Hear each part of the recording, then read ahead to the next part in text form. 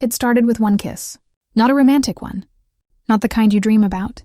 It was the kind that changes everything. The kind that burns a name into a city's memory. Her name was Elena Rossi.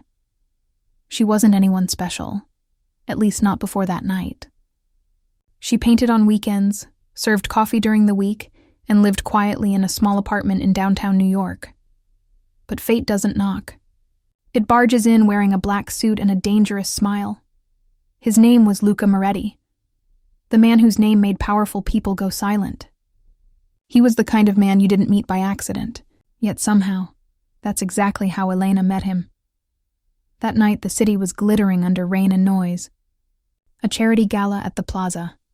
A world she didn't belong to, but had entered anyway, carrying a tray and wearing a borrowed smile.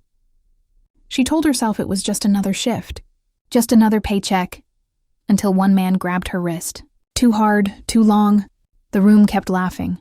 The music kept playing. But her heartbeat turned into thunder. And then, it happened.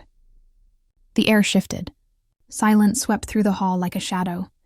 Luca Moretti stood there, calm, composed, eyes cold enough to freeze every whisper. He didn't say a word. He just walked up, looked at the man holding her, and then, without hesitation, he pulled Elena into his arms and kissed her. It wasn't tender. It wasn't soft. It was a declaration. In that one reckless act, he claimed her in front of everyone who mattered. When he pulled away, the world exhaled, and every flashbulb in the room went off. Reporters, socialites, enemies, all watching. And Luca said only 2 words. Steady and low. She's mine. By morning, her face was everywhere. Tabloids, TV, social media. Unknown girl caught in Mafia scandal. The kiss that stopped New York. Elena tried to hide, but how do you hide from a man like him? He found her anyway, standing by the East River 3 nights later, staring at the water like it might wash her life clean. He didn't apologize. He didn't explain. He just said, "You think I ruined your life? But I just made you untouchable." She wanted to scream, to run, to forget. But his voice, his presence, it felt like gravity. Dangerous, inescapable, pulling her closer every time she tried to break free. Soon, her quiet world was gone. She was living inside his shadow, where love feels like war, and every kiss tastes like a secret. Now, the whole city knows her name. But only she knows the truth, that one kiss was never about love. It was about power, control, and a man who never lets go of what he claims. And whether she loves him or hates him doesn't matter anymore, because in Luca Moretti's world, she already belongs to him. It started with one kiss, not the romantic kind, not the one you dream about. It was the kind that changes everything, that burns a name into a city's memory. Her name was Elena Rossi. She wasn't anyone special, not before that night. She painted on weekends, served coffee during the week, and lived quietly in a tiny apartment downtown. But fate doesn't knock politely. It barges in, wearing a black suit and a dangerous smile. His name was Luca Moretti, the man New York whispered about. Mafia blood, power in his silence, sin in his smile. He was the kind of man you don't meet by accident. And yet, that's exactly how Elena met him. That night, the city glittered under rain and noise. A charity gala at the plaza. A world she didn't belong to, but had entered anyway, carrying a tray, wearing a borrowed smile. She told herself it was just another shift. Just another paycheck until one man grabbed her wrist too hard. Too long, the room kept laughing, but her heartbeat turned to thunder. And then it happened. The air changed. Luca Moretti appeared, calm, composed, eyes cold enough to stop time. He didn't speak. He just walked forward, took her by the arm, and kissed her in front of everyone. It wasn't gentle. It was a declaration, a claim, a warning. When he pulled away, the room exhaled, and every camera flash followed them like lightning. 2 words left his mouth. Steady Final was never about love. It was about power, control, and a man who never lets go of what he claims. Because in Luca Moretti's world, she already belongs to him. Luca Moretti wasn't supposed to care. Men like him didn't feel. They commanded, they controlled, they conquered. But ever since that night, the night he kissed her, something inside him refused to stay quiet. He told himself it was protection. He told himself it was strategy. But when he saw her face on every news headline, he didn't see a liability. He saw the only thing he wanted to keep. Elena couldn't sleep. The city felt different now, like every shadow knew her name. Reporters camped outside her door. Strangers stared at her like she was a scandal in human form. She used to love New York's noise. Now it only echoed his voice. She's mine. Those words wouldn't leave her head. Not because she believed them, but because the way he said them sounded like truth. 3 nights later, she found him waiting near the river. He stood there, black coat, cigarette between his fingers, the city lights burning behind him like fire. "I didn't ask for this," she said, her voice shaking. He looked at her once, slow, deliberate. "You didn't have to," he said. "I already decided." He told her the man who grabbed her that night belonged to a rival family. He told her she wasn't safe anymore. And that, by kissing her, he made sure no one else could touch her. She didn't know if that was protection or possession. Elena wanted to hate him, but every time she looked at him, the danger, the control, the quiet way he spoke her name, it didn't feel like fear. It felt like gravity. Weeks passed. She stopped painting.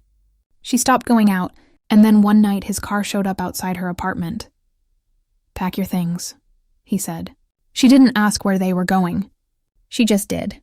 The mansion was cold, silent, endless. Guards in every hallway. Power in every corner. He gave her a room with tall windows and a lock on the inside. "Just until it's safe," he said. But nothing about him ever felt safe. Soft tone, heartbreak plus pull.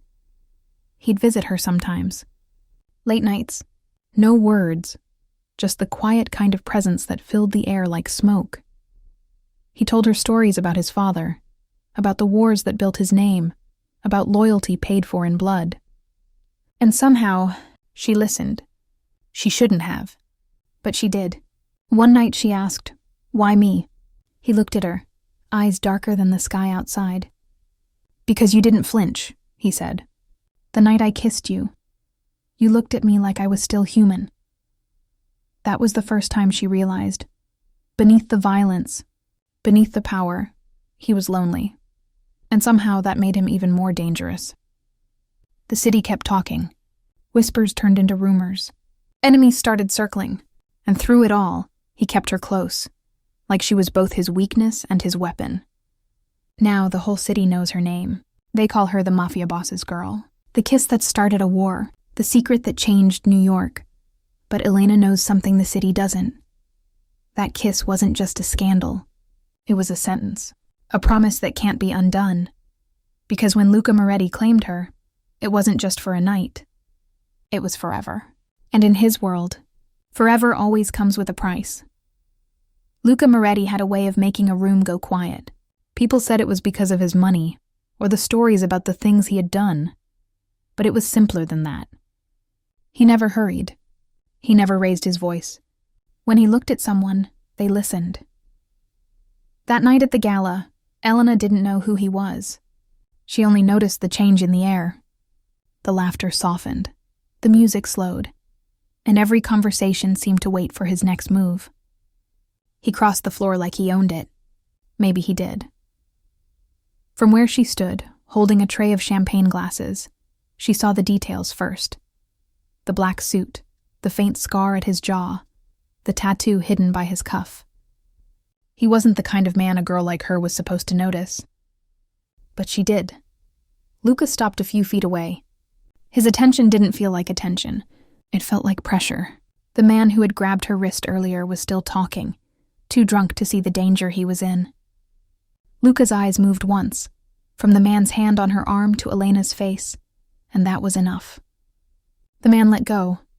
Elena whispered, "Thank you," but Luca didn't answer. He only looked at her. And in that moment, something passed between them. Something that didn't belong to words. It was curiosity, maybe warning, maybe both. He should have walked away. She should have looked down and disappeared into the crowd. Neither of them did. Later, she would remember the faint smell of smoke on his jacket, the weight of his stare, and how everyone around them pretended not to watch. She would remember thinking, this man could ruin everything, and she would be right. For Luca, the moment felt different. He told himself it was nothing, just another face, another stranger in a city that never stopped producing them. But her eyes didn't flinch. Most people looked at him with fear or greed. She looked at him like she was trying to understand. That small act unsettled him more than any threat ever had. Because in a life built on control, recognition is the most dangerous thing of all. So when he turned away, it wasn't because he wanted to leave. It was because, for the first time in years, he didn't know what would happen next. And that uncertainty, the simple fact that one ordinary woman could make him hesitate, was the beginning of everything that would follow. The next morning, Elena told herself it had been nothing, just a strange moment at an event where she never should have been. She went back to work, poured coffee, wiped tables, and tried not to think about the man with the quiet eyes. But New York has a way of repeating the things you try to forget. 2 days later, the same black car parked across from the cafe. Tinted windows, engine running. She felt it before she saw it, the awareness that someone was watching. Luca Moretti sat inside, unreadable behind the glass. He had meant to forget her too. He had business to handle, meetings to attend, enemies to threaten. But every time he closed his eyes, he saw the look she gave him at the gala. Steady, unafraid, curious. That look stayed with him like a small, stubborn ache. He told himself he just wanted to make sure she was safe. That was the excuse. The truth was harder to name. Inside the cafe, Elena felt the shift in the air when he walked in. The bell over the door chimed once. Conversations faltered. He ordered nothing. He just stood there, hands in his coat pockets, as if deciding whether to speak. When their eyes met, the noise of the city slipped away. For a few seconds it was just the two of them, the girl who wanted to disappear, and the man who never could. "You shouldn't follow me," she said quietly. Her voice was even, but her hands trembled. "I'm not following," he replied. "I'm watching." Then he added softer, "There's a difference." She didn't understand what he meant, and maybe he didn't either. He left without another word, the door swinging shut behind him. That night, she found a single white rose on the cafe counter with no note. It shouldn't have frightened her, but it did, because it meant he wasn't finished. Luca sat in the back seat of his car, watching her through the window as the rain started again. He told himself he would stop tomorrow, that this would be the last time. But obsession doesn't announce itself. It grows quietly, in the spaces where reason used to live, and for both of them, the line between curiosity and danger was already beginning to blur. Elena didn't sleep that night. The rain kept tapping the window like it was reminding her she wasn't alone. Every time a car passed on the street below, she imagined it was the same black sedan. By morning, the white rose still lay on the counter. She almost threw it away but didn't. Something about it felt like a question she couldn't answer. At work, she moved through the day half present, smiling when people spoke, hearing none of their words. The smell of espresso, the hiss of steam, the dull clink of cups, everything ordinary, yet nothing felt normal anymore. When she stepped out for her break, he was there again. Luca leaned against the car, coat collar turned up against the cold. No bodyguards, no entourage, just him. He looked out of place on that quiet street, like a secret that had wandered into daylight. "I told you not to come here," she said. He didn't argue. He just studied her face, the smudge of paint still under one fingernail. "You shouldn't work in places where people forget your name," he said. She folded her arms. "Some of us don't have choices like yours." He gave a small, tired smile. "You think I have choices?" It wasn't pride in his voice. It was something else. Something she didn't expect to hear from a man like him. They stood there for a long moment, while the traffic moved around them. Finally, he said, "Come with me tonight. Just dinner, no cameras." She shook her head. "People talk." "They already are," he answered. The words landed heavy. She didn't know what scared her more, the idea of being seen with him, or the thought of what would happen if she refused. He didn't press further. He only said, "I'll be outside at 8. If you come, fine. If not, I'll still make sure no one bothers you again." Then he got into the car and was gone, leaving the smell of rain and leather behind. The rest of the day crawled. Every hour she told herself she wouldn't go, but as the clock struck 8, she found herself standing at the curb, heart beating too fast, the city lights reflecting off wet pavement. When the car door opened, she saw him waiting inside, quiet, expectant. For one breath she hesitated, then stepped in. As the car pulled away, the cafe disappeared behind her. She told herself it was only dinner, but deep down, she knew it wasn't. It was the beginning of something she wouldn't be able to walk away from. The restaurant wasn't the kind she had ever entered before. No sign outside, no windows.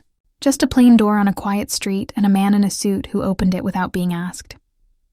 Inside, everything was low light and quiet voices. No music, no laughter. The kind of place where people spoke only in half sentences and paid in favors instead of cash.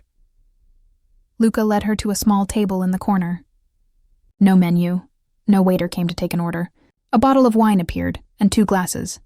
He poured for her first, his movements steady, unhurried.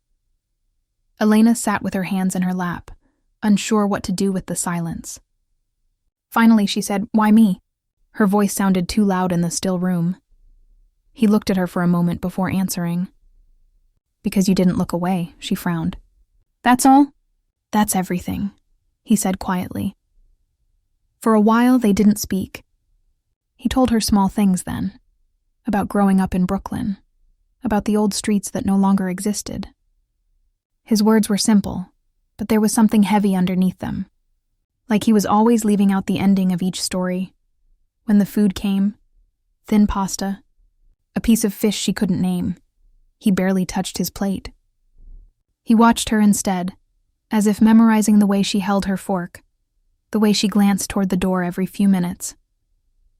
After dinner, he walked her to the car himself. The driver wasn't there.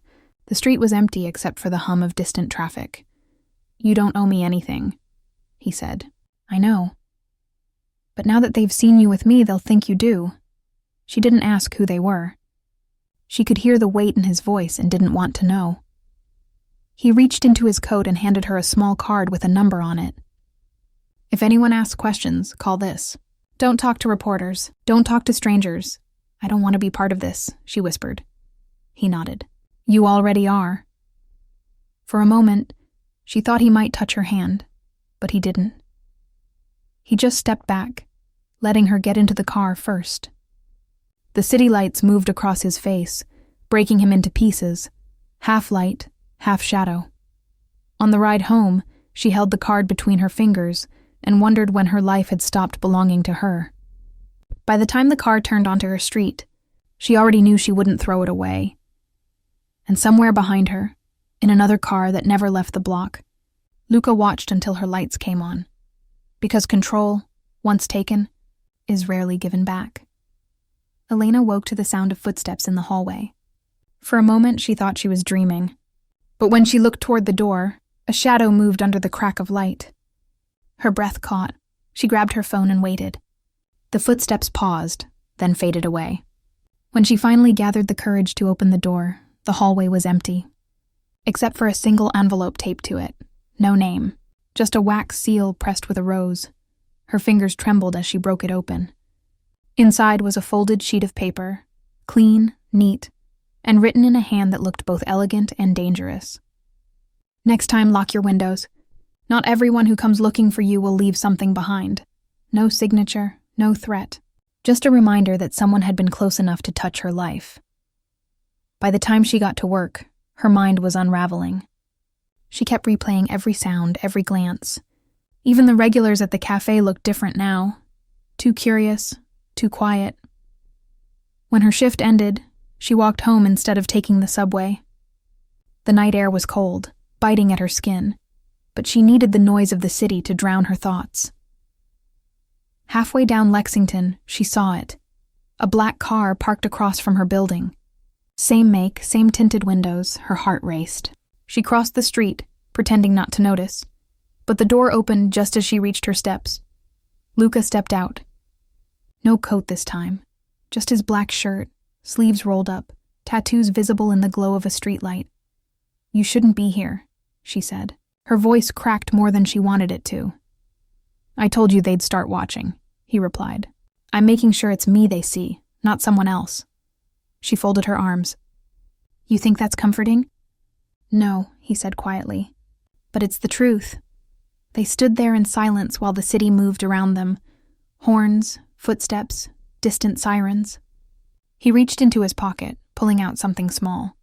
"It was a key. For what?" she asked. "There's a safe house 2 blocks from here. Use it if anything feels wrong." "I'm not running away," she said. He gave her a long look, unreadable. "Then don't. But don't die proud, either." She wanted to tell him to leave, but the words caught in her throat. Because for the first time, she wasn't sure if she wanted him gone. He turned to go, but before he got in the car, he said, "They're talking about you now. Every paper, every dinner table. They're calling you his weakness." Her stomach dropped. "I'm not—" He cut her off with a soft smile. "I know, but in this city, what they believe matters more than what's true." Then he was gone. Elena stood there long after the car disappeared, the key heavy in her palm. And when she finally looked up at her window, she realized someone was already standing there, watching from the dark. She didn't scream. That was the first thing that surprised her. There was someone in her apartment, someone standing by the window where she had left the curtains half open. But instead of panic, there was a strange calm. Her mind split in two, one half cataloging details, the other refusing to believe them. The chair she'd moved in the morning, the faint scent of smoke, a glass on the counter that wasn't hers. The figure turned slowly, as if he had all the time in the world. A man in his 40s, clean-cut, expensive suit. Not Luca. He smiled, polite and hollow. "Miss Rivera," he said, her name rolling off his tongue like it wasn't hers at all. "Who are you?" She managed. He didn't answer.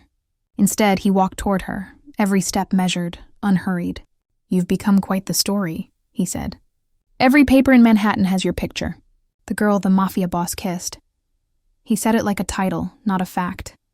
"I don't want any of this," she whispered. He tilted his head. "Oh, I think you do. Everyone wants to matter. You just didn't expect the price, did you?" She backed away, hand reaching for her phone, but he noticed. He smiled again, calm, condescending. "You can call him if you want. He'll come, but that'll make it worse." Then he placed a folded newspaper on her table and turned to leave.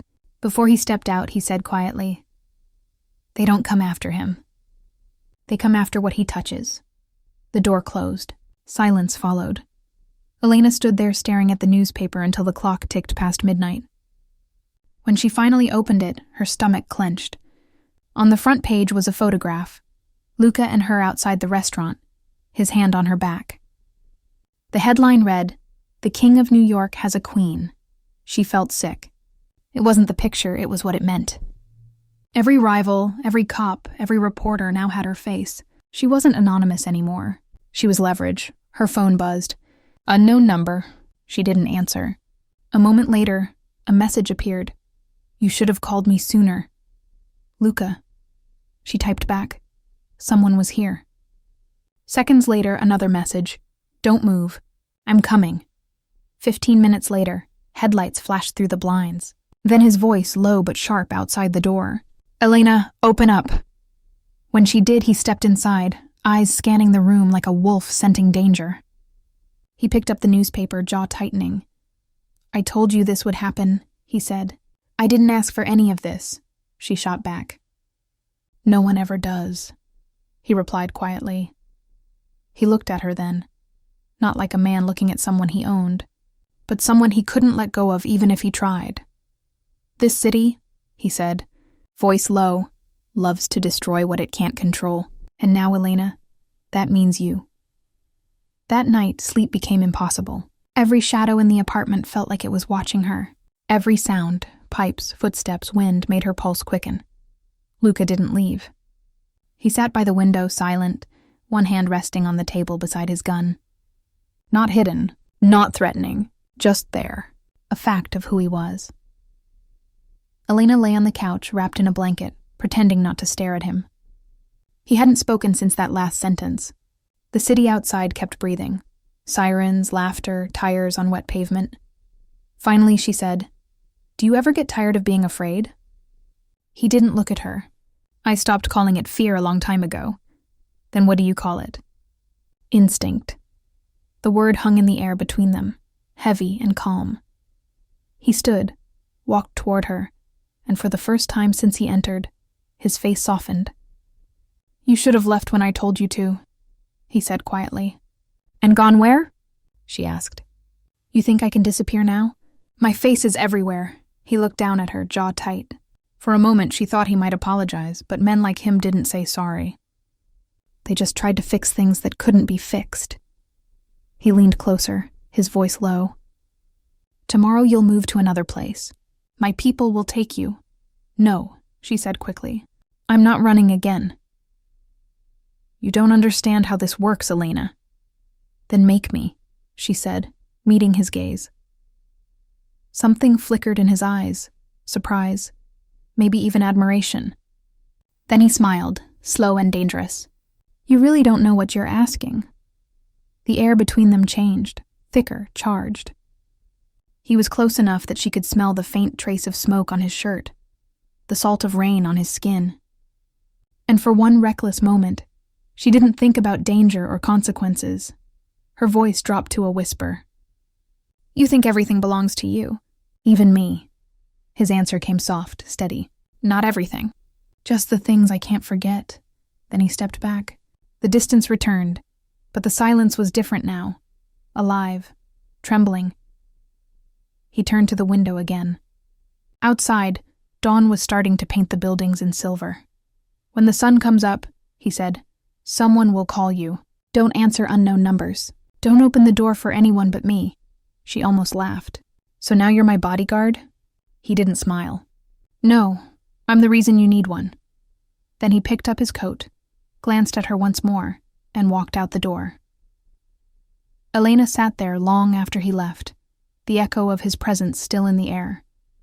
And for the first time, she realized that fear and desire could sound exactly the same inside your chest. Morning light spilled through the blinds like it didn't know what had happened the night before. Elena sat at the table with a cup of coffee that had long gone cold. Luca's presence lingered in the room like smoke, faint, invisible, but impossible to ignore. Her phone buzzed at exactly 8. "Unknown number." She stared at the screen until it stopped ringing, then a message. "Are you alone?"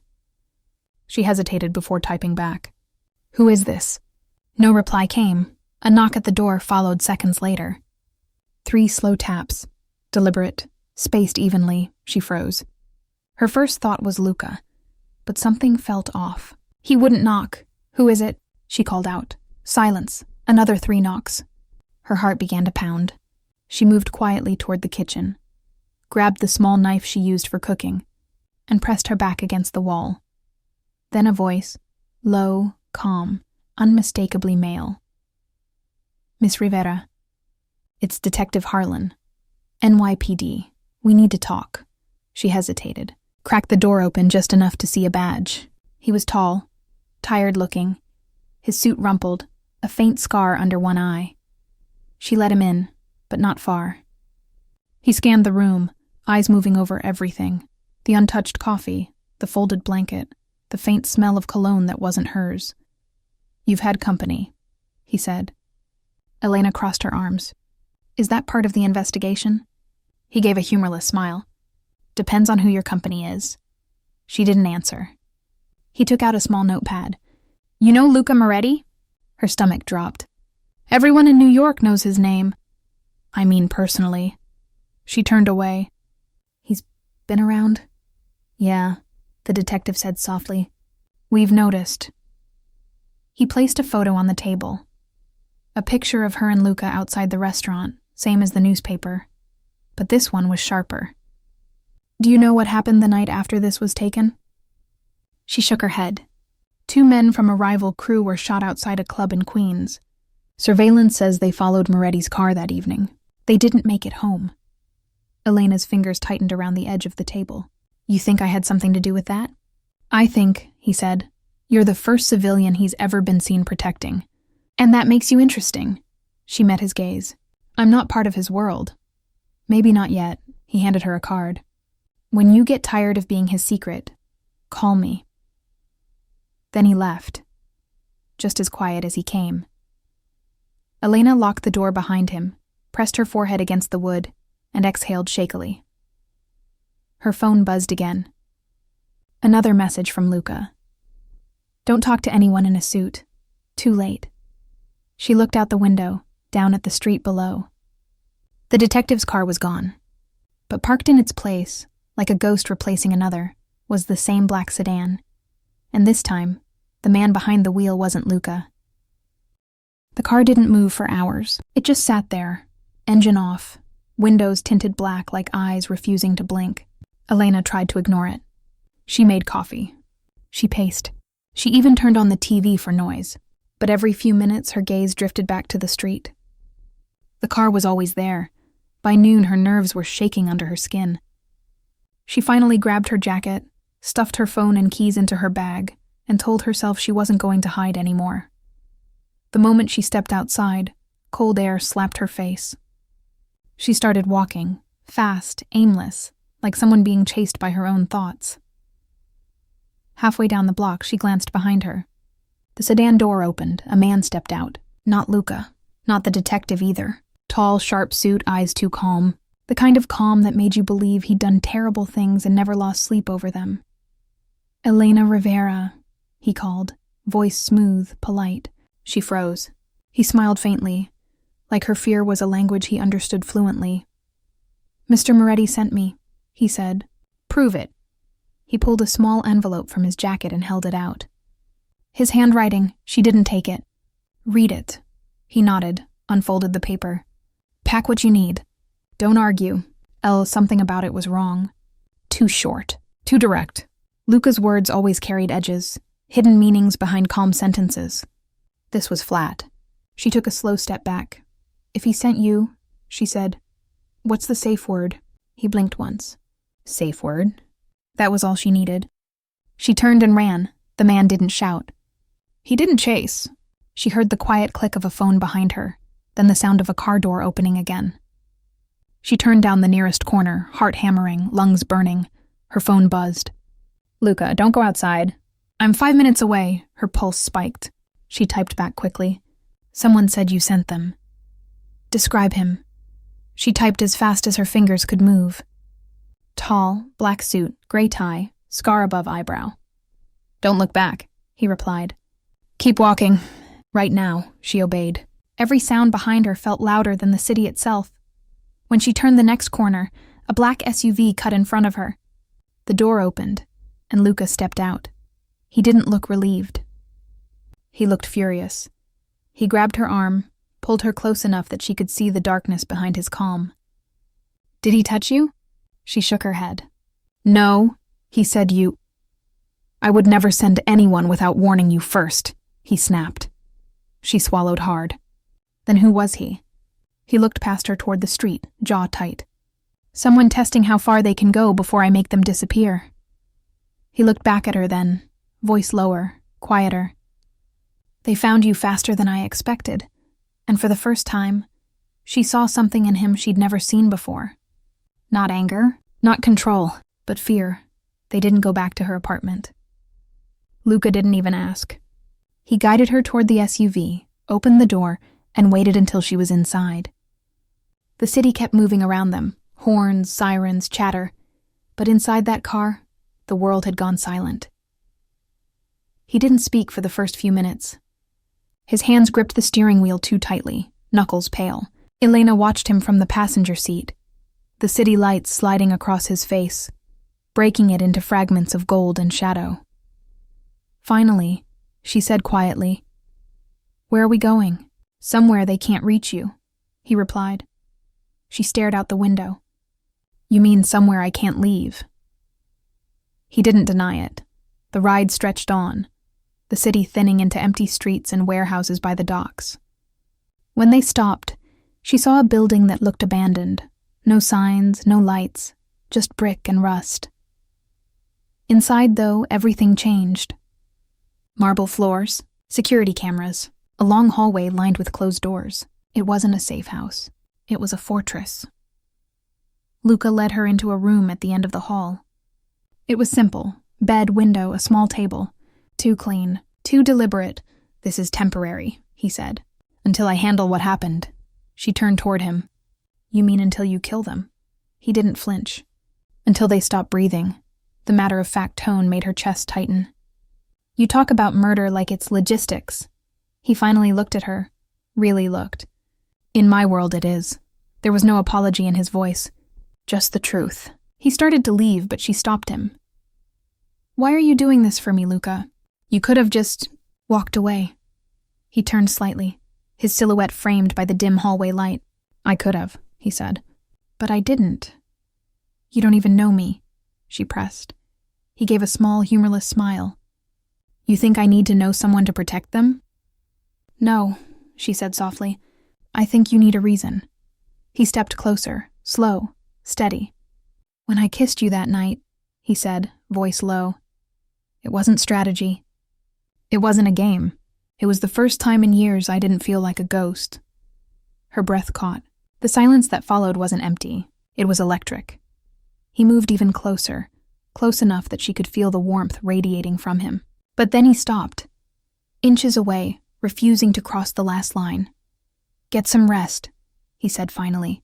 Tomorrow, you'll need your strength. She wanted to ask for what? But his expression told her not to. When he left the room, the door clicked shut behind him.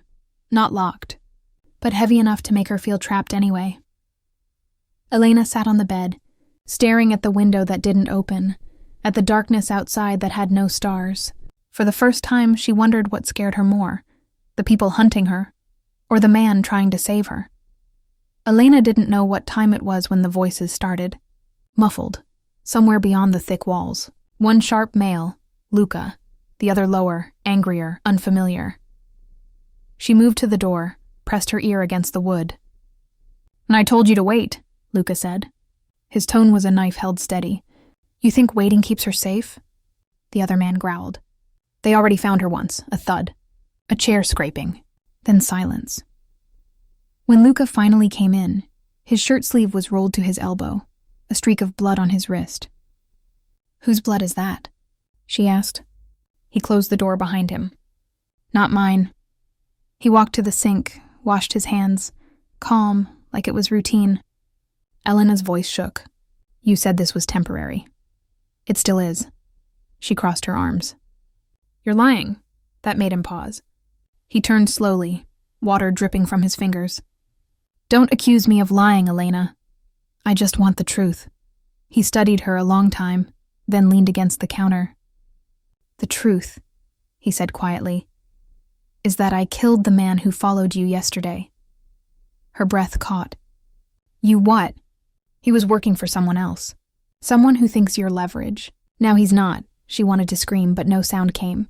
Instead, she whispered, You can't fix everything with blood. He looked up, meeting her eyes. It's the only currency the city still respects. He moved toward her then, slow, deliberate. The air thickened. I told myself I wouldn't drag you into this, he said. But you're already here. She felt her pulse race. His voice dropped lower. You should hate me. I tried, she breathed. It didn't work. For a heartbeat, neither of them moved. The space between them disappeared, her back against the wall, his shadow covering hers. He lifted his hand, brushed a strand of hair from her face, and for the first time, he looked uncertain. I don't know what you do to me, he said. Then stop, she whispered. I can't. The distance vanished. His breath touched hers, warm, slow, dangerous. Everything felt suspended. The world outside could have burned and she wouldn't have noticed. Then, a sound, sharp, metallic, Luca froze. Somewhere below them, a door slammed open. He cursed under his breath, grabbed her wrist. "Stay behind me." She didn't ask questions this time. He drew his gun, the easy grace of someone who's done it too many times. Footsteps. More than one, moving fast. Elena's heartbeat matched them. Luca's voice turned cold again. "They found us." He looked at her once more. Just a glance, but it carried every unspoken word between them. "If we make it out of this," he said, "I'm done running from you." The lights flickered, and then the first shot rang out. The first bullet shattered the quiet like glass under a hammer. It hit the far wall, sent splinters of plaster through the air. Elena ducked instinctively. Luca didn't. He moved with that predator's focus she'd seen once before, at the restaurant, when he kissed her to claim her, not to comfort her. The same precision, the same fire in his eyes. He fired twice, sharp, clean, controlled. 2 bodies dropped near the doorway. Elena pressed her hand to her mouth. She wasn't supposed to see this part of him again. The part that didn't flinch, the part that killed. When it was quiet again, she heard the soft hum of his breathing. He turned to her, gun still in hand. "We have to move." "Where?" she whispered. "Somewhere they won't find us twice." He grabbed a jacket off the chair, threw it around her shoulders, and led her toward the back stairs. Every movement was fast, sure, practiced. They slipped through the dim hallway, the flicker of emergency lights flashing red across the walls. Her voice came out small. "Who were they?" Luca didn't look back. "People who shouldn't know your name." When they reached the alley, rain hit them, cold, relentless, soaking through her hair and his white shirt. He finally stopped, glancing at her face under the neon reflection of a liquor store sign. Her lip trembled. "You said I was safe." He exhaled through his teeth, rain mixing with sweat on his jaw. "I thought you were," he said. "But I underestimated how much they want me." She blinked. "Then why are they coming after me?" He hesitated, jaw tightening. "Because I made you mine in front of everyone." His words landed heavier than any bullet. "That kiss," he continued. "It wasn't just a mistake. It was a declaration. And now every enemy I've ever made knows exactly where to strike." For a second, she forgot the rain, the danger, everything. All she could hear was her heart slamming against her ribs. "So what now?" she asked. He stepped closer, his voice rough but quiet. "Now I fix what I broke." Her breath hitched. "And if you can't?" He met her gaze. "Then I burn this city before I lose you." She stared at him, the man everyone feared, the man who had the world under his thumb, standing soaked in the rain, trembling for the first time. Somewhere behind them, sirens wailed. Closer this time, he took her hand, led her into the waiting black car parked at the curb. As they pulled into the night, the city lights blurred like smears of gold and red on wet glass. Elena looked out the window, her reflection merging with the skyline. "Everyone knows my name now," she murmured. Luca's voice was soft beside her. "Let them. It's safer that way." But she could tell from the tremor in his tone. He didn't believe that. Not anymore. The car ride was silent, the kind of silence that made every heartbeat sound too loud. Elena sat with her hands clasped in her lap, eyes fixed on the city as it blurred by. Luca drove like a ghost. No music, no words, just focus. The storm followed them. When they finally stopped, it wasn't in the city anymore. It was on the edge of it, a warehouse district long abandoned, where streetlights flickered and the river's reflection looked like broken glass. He cut the engine. "This way," he said quietly. She followed him through a metal door that groaned open, revealing a space she didn't expect. Not chaos, not blood, but calm. Soft amber lights, black leather chairs, and floor-to-ceiling glass that overlooked the water. A sanctuary. Luca dropped his jacket on the couch, holstered his gun, and turned toward her. "You're safe here." Elena let out a small laugh, the kind that cracked under its own weight. "You keep saying that," she said. "And every time you do, someone dies." His jaw tightened. He didn't respond, just walked to the bar, poured 2 drinks, and handed one to her. She didn't take it. I don't want whiskey, she said softly. I want answers. He looked at her, really looked. The fire that usually lived in his eyes had dimmed. You're not supposed to be in my world, he said. But the moment I kissed you in Times Square, that choice disappeared. Elena's breath caught. Why did you do it, Luca? Why there? Why me? He set his glass down, leaned against the table, and let the truth fall out like confession. Because everyone was watching, he said. And for once I wanted something that wasn't about power. I wanted you, her chest tightened. You don't even know who I am. I know enough, he murmured. You looked at me like I was human. For a second, the space between them was fragile. Too fragile. He took a step closer. She didn't move back. I don't regret it, he said quietly. Not the kiss. Not this. She met his gaze, voice shaking. Even if it ruins everything? His answer came without hesitation. It already did. The rain outside softened, like the city itself was holding its breath. Elena turned toward the window, arms wrapped around herself. You scare me, she said. Luca walked up behind her, close enough that she could feel his warmth. I scare myself, he said. Every time I'm near you. He reached out, stopped an inch from touching her shoulder. He didn't cross that inch. Then, the phone rang. A single vibration on the table. He turned, answered it, voice low and controlled. But Elena caught the words that followed. She's with me. A pause. Then his tone dropped to ice. If they touch her family, I'll start a war. The line went dead. Luca's expression changed. Calm turned to rage. He looked at her and said, They're not just after you anymore. Luca didn't say another word after that call.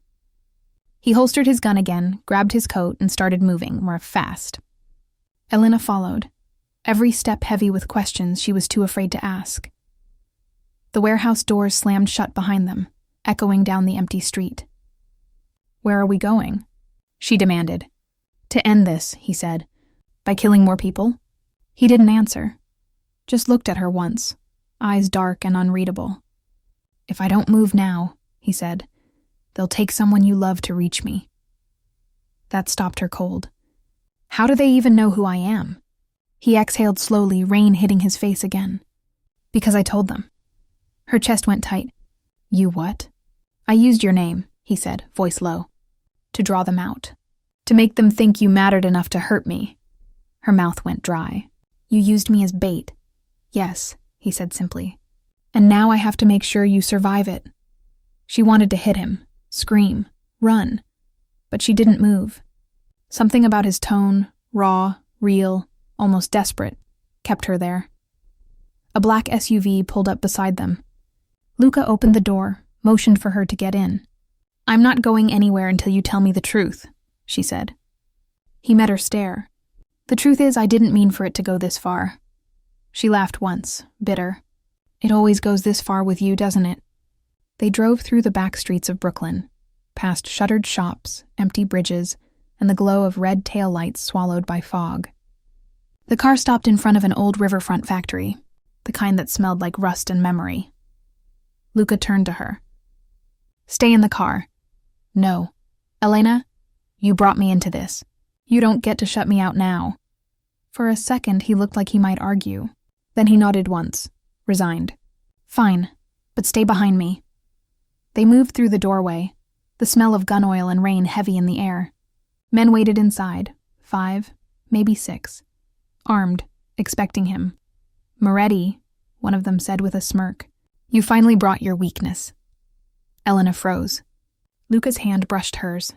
Just a brief touch, a promise. Then the world exploded into noise. Gunfire cracked through the room.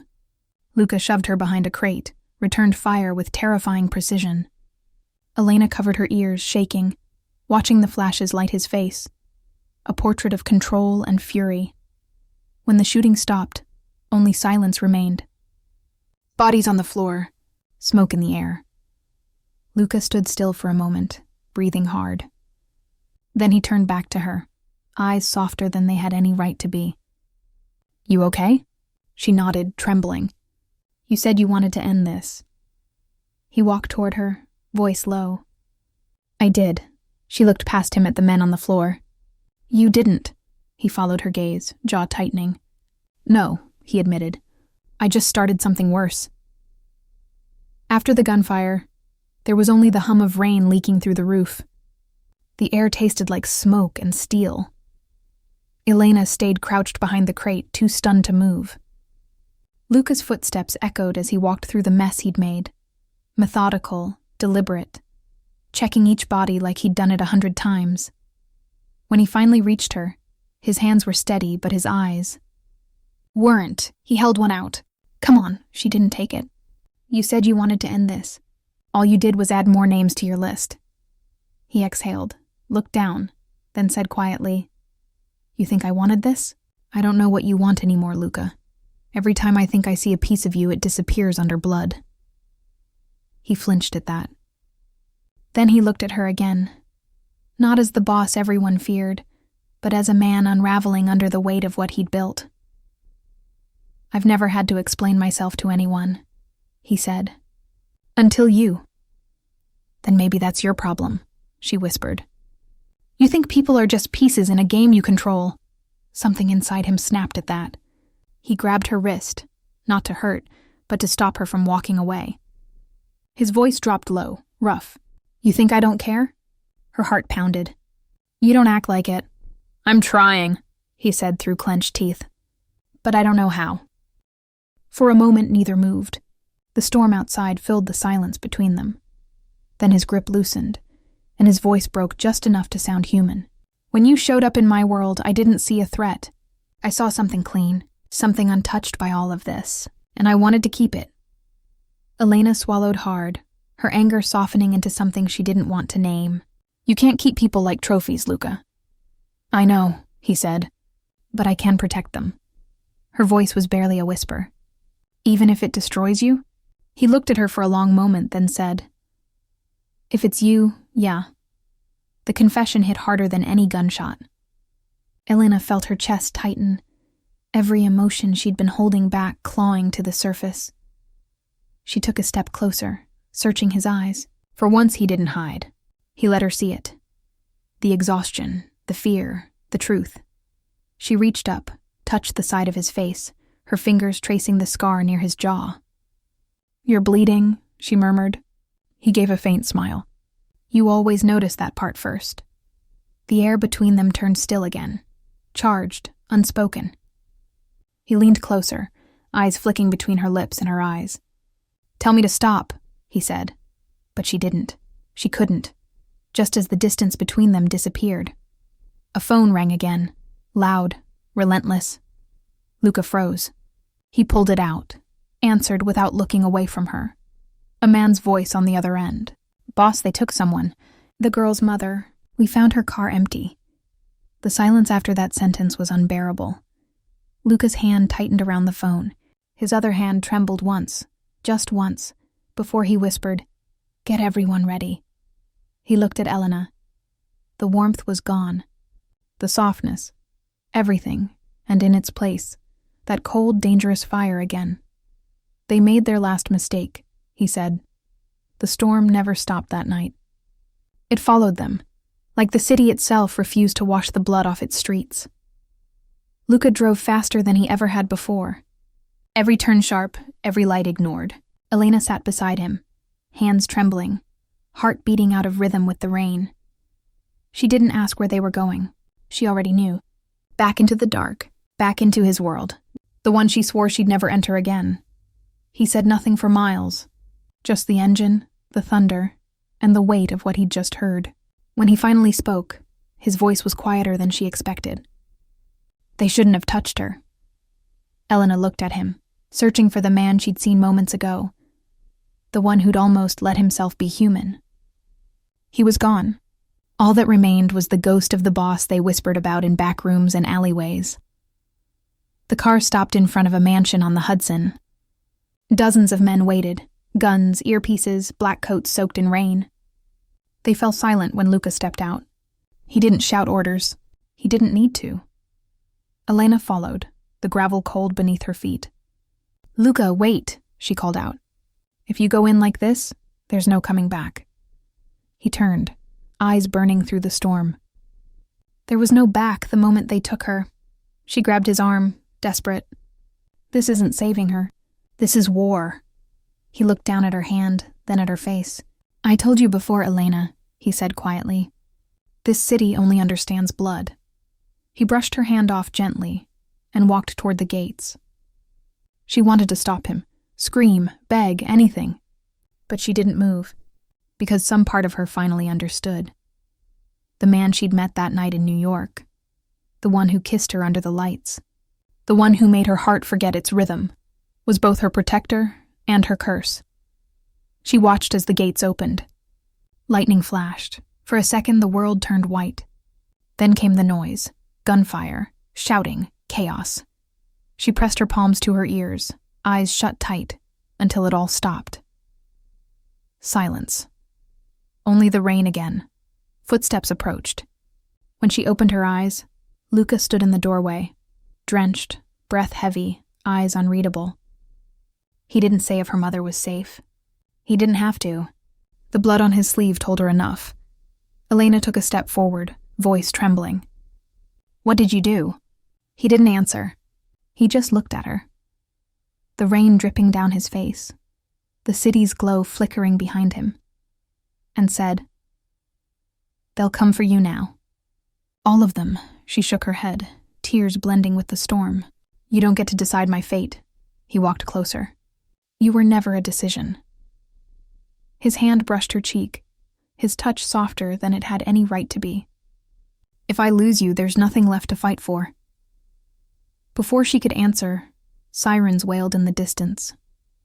Dozens of them, red and blue lights reflected off his face. Luca, she whispered. He smiled, and a small broken thing. It's too late. He stepped back into the shadows as the police lights closed in, and just like that, he was gone. Elena stood there, soaked, shaking, the world closing in around her. Her heart still beating to the rhythm of his name. Then her voice, quiet, raw, like a secret meant for no one but herself. This isn't the end. Not yet. Subscribe for part 2, if you want to know what happens when love turns into war.